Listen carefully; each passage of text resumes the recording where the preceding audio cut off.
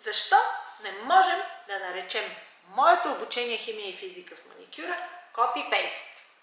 И защо аз не съм съгласна и се противя на твърденията на колеги, които между другото дори не ме познават лично, които твърдят, че цялата тази информация аз съм я взела, набързичко съм я превела, така за няколко часа и съм създала това обучение, за което аз взимам пари. Първо, да, много от информацията е общо достъпна в интернет, но има едно голямо но.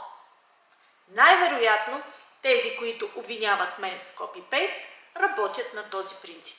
Но, мили колеги, не всички сме еднакви. Затова светът е шарен.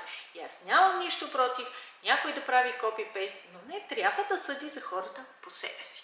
Обучението химия и физика в маникюра дава знания, които са много по-широко спектърни от общо достъпната безплатна информация в интернет.